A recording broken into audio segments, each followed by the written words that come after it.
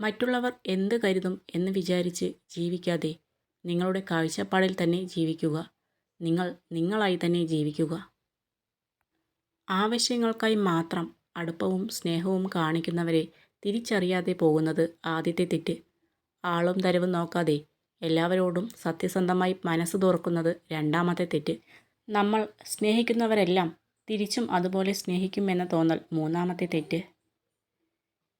സന്തോഷിക്കാൻ ഒരുപാട് കാരണം നമുക്ക് ചുറ്റിലുമുണ്ടെങ്കിലും മനസ്സിനെ വിഷമിപ്പിക്കുന്ന ഒരു കാര്യത്തിലാവും നമ്മുടെ മുഴുവൻ ശ്രദ്ധയും. അവസാനം അതുമാത്രം ഓർത്ത് ഉള്ള സന്തോഷവും ഇല്ലാതാവും.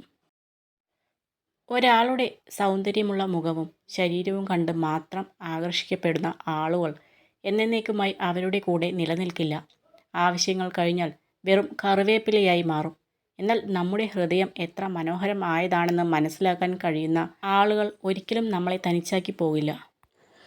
മറ്റുള്ളവർക്ക് വേണ്ടി ജീവിക്കുന്നിടത്തോളം കാലം നാം എല്ലാവർക്കും പ്രിയപ്പെട്ടവരും നല്ലവരുമായിരിക്കും. എന്നാൽ നമുക്ക് വേണ്ടി നമ്മൾ എന്ന് ജീവിച്ചു തുടങ്ങുന്നുവോ അന്നു മുതൽ മോശപ്പെട്ടവരും കുറ്റക്കാരുമായി മാറുന്നു. സ്വന്തം ദുഃഖത്തിനിടയിലും അന്യൻ്റെ വേദന മനസ്സിലാക്കി പ്രവർത്തിക്കാൻ സാധിക്കുന്നവരാണ് ജീവിതത്തിലെ ഏറ്റവും വലിയ സമ്പന്നർ. വേദനിക്കുന്നവൻ്റെ കണ്ണീർ ഒപ്പുന്നതിലും വലിയ പുണ്യം മറ്റൊന്നിലും കിട്ടില്ല. ഒറ്റയ്ക്കാവുക എന്നാൽ കരുത്തരാവുക എന്നുകൂടിയാണ്. സ്വയം തിരിച്ചറിയാനുള്ള അവസരമാണ് ഓരോ ഒറ്റപ്പെടലും. നഷ്ടങ്ങൾ എന്നും നഷ്ടങ്ങൾ തന്നെയാണ്.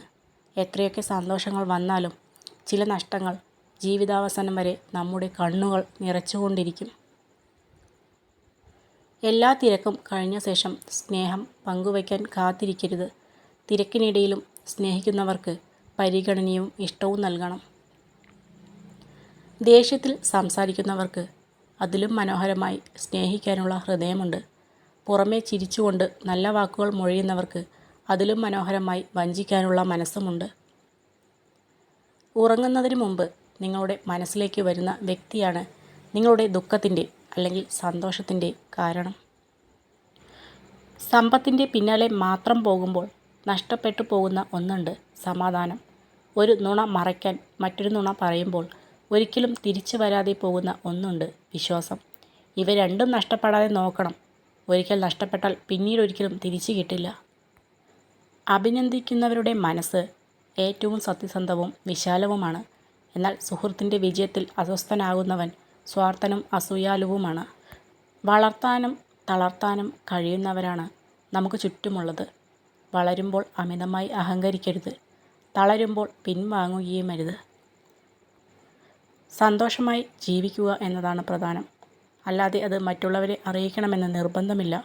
ഓർക്കുക, എല്ലാവരും നമ്മുടെ സന്തോഷം ആഗ്രഹിക്കുന്നവരല്ല. ഒരു കാർമേഘവും ഒരുപാട് കാലം നിലനിന്നിട്ടില്ല. ഒന്നുകിൽ പെയ്തൊഴിയും, അല്ലെങ്കിൽ സ്വയം ഇല്ലാതെയാവും. നമ്മുടെ പ്രശ്നങ്ങളുടെ കാലാവധിയും അത്രയേ ഉള്ളൂ. നിങ്ങളുടെ സന്തോഷത്തിന് നിങ്ങളാണ് ഉത്തരവാദി. മറ്റുള്ളവർ നിങ്ങളെ സന്തോഷിക്കുമെന്ന് നിങ്ങൾ പ്രതീക്ഷിക്കുന്നുവെങ്കിൽ നിങ്ങൾ എപ്പോഴും നിരാശയിലായിരിക്കും. ഏറ്റവും നല്ല ശീലങ്ങളിലൊന്നാണ് ക്ഷമ. ജീവിതത്തിൽ ക്ഷമിക്കുന്നവരെ കണ്ടാൽ അവർ ഭീരുക്കളാണ് എന്ന് കരുതരുത്. ക്ഷമിക്കാൻ കഴിവുള്ളവരാണ് നിങ്ങളെങ്കിൽ ജീവിതത്തിൽ ഒരിക്കലും പരാജയപ്പെടുകയില്ല.